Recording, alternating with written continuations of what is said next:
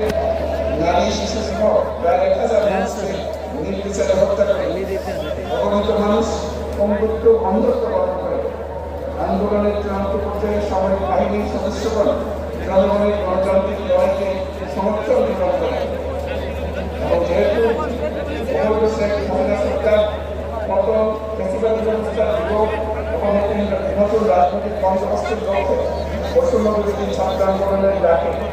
জনগণ অসহযোগ আন্দোলন শুরু করে। পরবর্তী সময়ে 5ই আগস্ট ঢাকা অভিমুখে লং মার্চ পরিচালনা করে এবং ফ্যাসিবাদী বিরোধী আন্দোলনরত সকল রাজনৈতিক দল, ছাত্র জনতা তথা সশস্ত্রের সকল শ্রেণী,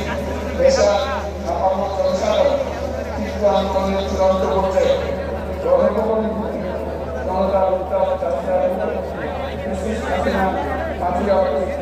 2024 তারিখে পরবর্তী দেশ ছেড়ে পালিয়ে যেতে বাধ্য হয়।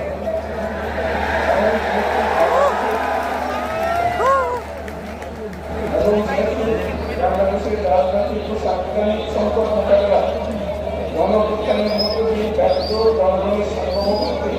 প্রত্যয় আন্দোলন রাজনৈতিক ও আইনি উভয় দিক থেকে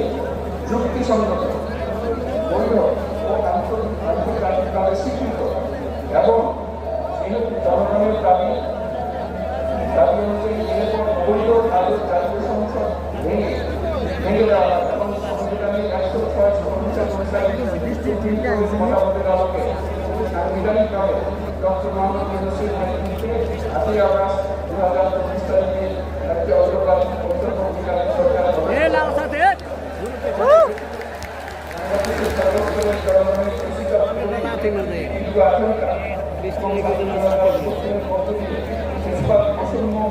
দুর্নীতিমুক্ত সমাজ রাষ্ট্র নির্মাণের অভিপ্রায় প্রকাশিত হয়। সেই হেতু বাংলাদেশের জনগণ সুশাসন, সুষ্ঠু নির্বাচন, ফ্যাসিবাদী শাসনের পুনরাবৃত্তি রোধ, আইনের শাসন, অর্থনৈতিক ও সামাজিক ন্যায়বিচার নিশ্চিত করার লক্ষ্যে নিয়মতান্ত্রিক উপায়ে বিদ্যমান সংবিধান সকল রাষ্ট্রীয় সাংবিধানিক প্রতিষ্ঠানে গণতান্ত্রিক সংস্কার সাধনের অভিপ্রায় ব্যক্ত করে এবং সেই হেতু বাংলাদেশের জনগণ